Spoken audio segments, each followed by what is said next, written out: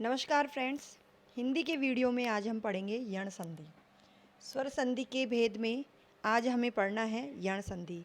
ये बहुत ही महत्वपूर्ण संधि है और इसमें से प्रश्न निश्चित रूप से परीक्षा में पूछा जाता है। तो आपको बहुत ध्यान से देखना है और समझना है, क्योंकि बहुत अच्छे से समझाया गया है कि किस प्रकार से संधि शब्द बनते हैं और किस प्रकार से संधि का विच्छेद होता है और कहाँ से होता है।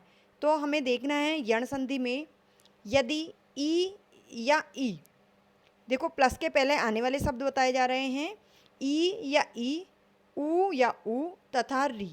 ये शब्द अगर प्लस के पहले आते हैं और प्लस के बाद में कोई भी भिन्न स्वर आता है, भिन्न स्वर से अर्थ है कि यहाँ जो प्लस के पहले शब्द आएगा उसके अतिरिक्त अन्य कोई भी स्वर आता है, तो उनमें क्या परिवर्तन होगा और कैसा परिवर्तन होगा। यदि ई या ई के बाद में कोई भिन्न स्वर आए तो ई किस में बदल जाएगा, य में। और ऊ और ऊ यदि प्लस के पहले आता है और प्लस के बाद कोई भिन्न स्वर यानी ऊ या ऊ के अतिरिक्त कोई अन्य स्वर आता है, तो जो ऊ या ऊ है वह व में परिवर्तित हो जाएगा। और री आता है अगर प्लस के पहले, तो र के स्थान पर र हो जाता है, री के स्थान पर र हो जाता है, यानी जो री ऋषि की मात्रा है उसके स्थान पर र हो जाता है, व्यंजन वाला र। तो इनको अच्छे से देखना है हमें। प्लस के पहले जो भी स्वर आएगा वह प्लस के बाद में नहीं आएगा, यानी प्लस के बाद में उसके अतिरिक्त अन्य कोई भी भिन्न स्वर आ सकता है।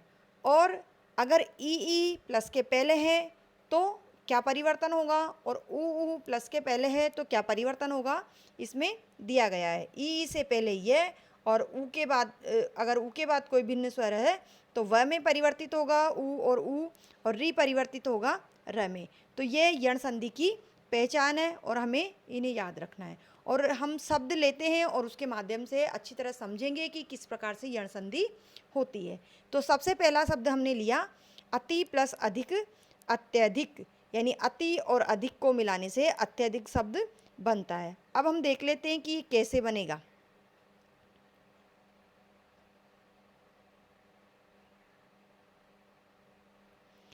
देखो, अति में से क्या लिया, अ और त, त हलंत वाला। अगर इसमें से ई की मात्रा हम निकाल देते हैं तो त हलंत वाला बच जाता है। कोई भी व्यंजन वर्ण में स्वर साथ में होते हैं, ये हमने बहुत छोटी क्लासों में पढ़ा था कि व्यंजन वर्ण को बोलने के लिए स्वर की सहायता ली जाती है। तो यहाँ त व्यंजन है और इस व्यंजन में ई स्वर साथ में है। यहाँ हम संधि विच्छेद देखते हैं तो अत में से ई अलग कर दिया और अधिक में से अ अलग कर दिया प्लस धी, यानी कि जो अत्यधिक शब्द है वो किन किन से मिलकर बना है और कैसे संधि युक्त बना है, तो उसे ही हम देख रहे हैं हर छोटी चीज़ को ध्यान से। तो ई प्लस अ, यहाँ ई से क्या हो गया, य। जब संधि कर रहे हैं, यण संधि बना रहे हैं, यानी यण संधि का शब्द है अत्यधिक, तो यण संधि हुई तो कैसे हुई, तो ई से य बन जाएगा और अ का अ रह जाएगा। और ये जो अ है प्लस के बाद वाला अ है वो इस य के साथ जुड़ करके पूरा य बन जाएगा, यानी ये व्यंजन वर्ण बन जाएगा। अभी इस व्यंजन में स्वर नहीं है लेकिन अ स्वर मिलाने से ये बन जाता है। और यहाँ हमारा बना अ और आधा त था, उस त को हमने जैसा का जैसा लिख दिया, और जो त में से ई गया था वो ई प्लस के बाद वाले अ के साथ मिलकर के यह बन गया।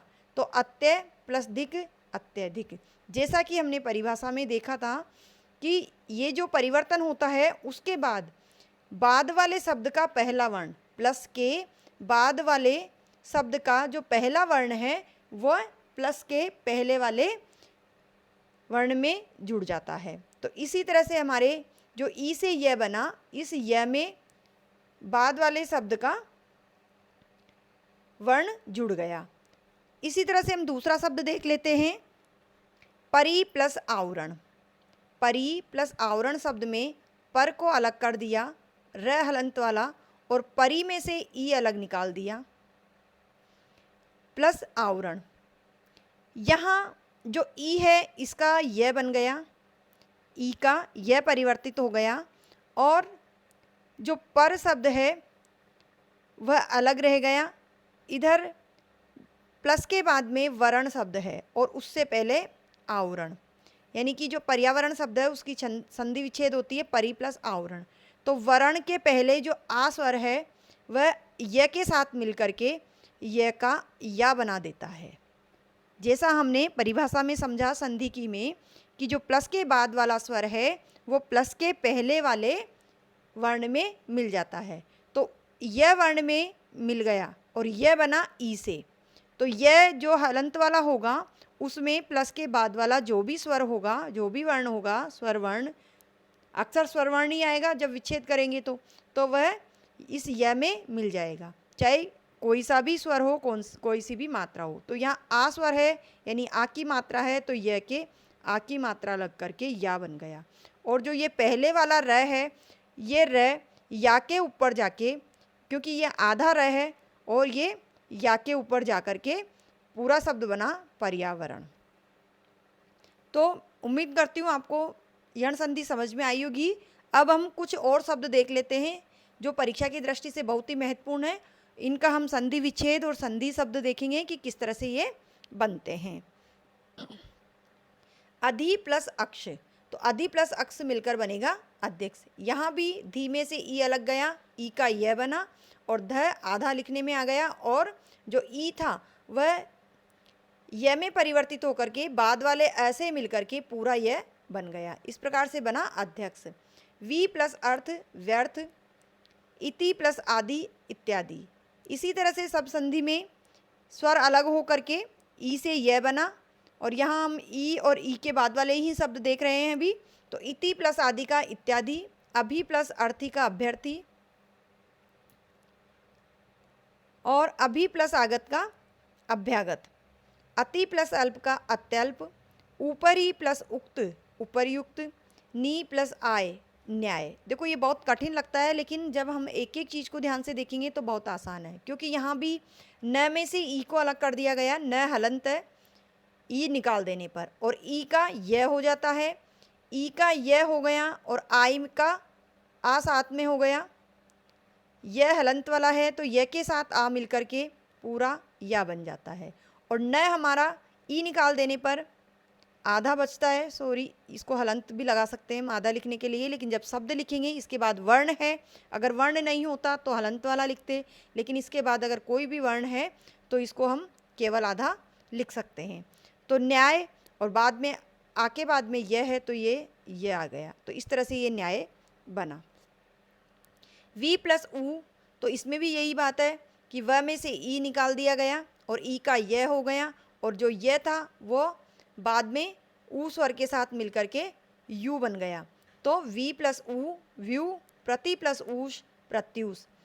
इसी तरह से सभी शब्द बन रहे हैं। यहाँ मैं सभी शब्द को नहीं बता रही हूँ, कुछ शब्द को बता रही हूँ क्योंकि मैंने पहले अच्छे से बता दिया है। अति प्लस औचित्य अत्योचित्य, मही प्लस आधार मैयाधार, या मैयाधार में म के बाद है आधा है और या पूरा है, उसी प्रोसेस के द्वारा जैसे यण संधि में हमने बताया। मैयाधार सखी प्लस एक के सखे के, क्योंकि यहाँ ये में मात्रा लगी हुई है, ए में मात्रा लगी होने के कारण ये में दो मात्रा है। अब हम देखते हैं ऊ या ऊ के बाद में कोई भी भिन्न स्वर आने पर व में परिवर्तन किस प्रकार होता है। सु प्लस अल्प शब्द है, सु प्लस अल्प। सु में से हमने अलग किया ऊ को, तो यहाँ स हलंत रह गया। उसके बाद अल्प अ और आधा ल और प ये वर्ण है। स हलंत वाला है, ऊ से व बन गया। हमने देखा यण संधि में ऊ किस में परिवर्तित होगा, व में, तो ऊ तो व में परिवर्तित हो गया, प्लस अ और आधा ल और प। अब यहाँ स हलंत है तो यानी कि स आधा लिखेंगे क्योंकि बाद में हमें और भी वर्ण लिखने हैं। तो स आधा लिखेंगे, उसके बाद जो व है वह बाद वाले अ के साथ मिलकर के पूरा व बन जाता है, तो ये हो गया स्व, और बाद में बचा हमारा आधा ल और प। तो आधा ल और प इसके साथ मिला देने से शब्द बना स्वल्प। दूसरा शब्द भी देखते हैं, वधु प्लस इष्ट। वधु में से जो प्लस के पहले वाला स्वर है वो ऊ है, यानी कि बड़ा ऊ है, ऊ। व के साथ ध हलंत वाला रह गया, प्लस इष्ट तो ई आधा श और ट, यहाँ व और आधा ध और जो ऊ है वो व में परिवर्तित हो गया और व में परिवर्तित होने के साथ ही प्लस के बाद वाले ई के साथ परिवर्तित होकर के ये वी बन गया। अब हम इनको वैसे की वैसे लिख लेते हैं। व जो आधा ध है उसको आधा लिखेंगे क्योंकि हमें और वर्ण लिखने हैं और फिर लिखेंगे वी। तो बाद में जब कोई मात्रा होती है ई की तो वो इसके अंदर लिखी जाती है और ये वध्विष्ट बन गया। बाद वाले आधा श और ट को जैसे के जैसे लिख लेंगे तो ये बना हमारा वध्विष्ट। तो इस प्रकार से ऊ का व में परिवर्तन होता है और इस प्रकार से यण संधि हो जाती है। आगे देखते हैं। सु प्लस आगत स्वागत, अनु प्लस अय अन्वय, सु प्लस अच्छ स्वच्छ, अनु प्लस ईक्षण अन्वीक्षण। अनु प्लस ईक्षण अन्वीक्षण देखो कैसे बनता है। नु में से ऊ गया, ऊ हो गया व में परिवर्तित और जो ई है बड़ी वो इसके साथ आ गई और ये बन गया वी। तो अन्वीक्षण इस प्रकार से बनता है। मधु प्लस अरि मध्वरी, वधु प्लस ऐश्वर्य वध्वेश्वर्य, सब में उसी तरीके से परिवर्तन हो रहा है। अनु प्लस एशक अन्वेषक, यहाँ ए छोटा है तो यहाँ व में एक मात्रा है। अगर यहाँ ए में एक मात्रा होती तो यहाँ दो मात्रा होती। जैसा कि पिछले वीडियो में बताया गया था, ए जो बिना मात्रा का होता है उसका मतलब होता है ए की एक मात्रा। साधु प्लस औदार्य साध्वोदार्य, लघु प्लस ओष्ठ लघुओष्ठ, धातु प्लस इक धात्विक, जहाँ एक मात्रा है वहाँ एक मात्रा और जहाँ दो मात्रा है वहाँ दो मात्रा। यहाँ ओ है तो यहाँ दो मात्रा वाला वो बना और यहाँ ओ है एक मात्रा वाला तो यहाँ एक मात्रा वाला वो बना। धातु प्लस इक धात्विक, गुरु प्लस आज्ञा गुरुवाज्ञा, तनु प्लस अंगी तनवंगी। तो इस प्रकार से ऊ में परिवर्तित जो शब्द हुए उनको हमने देखा। अब हम देखते हैं री के साथ भिन्न स्वर आने पर र में परिवर्तन। पितृ प्लस उपदेश पितृपदेश, देखो कैसे बना। पी प्लस त्र प्लस ऊ प्लस पदेश। तो पी प्लस त्र में से त अलग निकाल लिया, र अलग निकाल लिया, फिर प्लस ऊ प्लस पदेश। तो ये ऊ इसी तरह से जो र बचेगा उसमें जाकर के मिल जाएगा। पी प्लस त प्लस री, री ऋषि की मात्रा है, ये हमें समझना है, इससे परिवर्तित हुआ है। प्लस ऊ प्लस उपदेश। पी प्लस त प्लस री ऋषि की मात्रा किस तरह से लिखी जाती है ये हमने लिखी है, प्लस ऊ प्लस देश। पी प्लस त्री प्लस ऊ प्लस पदेश, तो ये बना पितृपदेश। तो इस प्रकार से री वाले शब्द देखते हैं हम।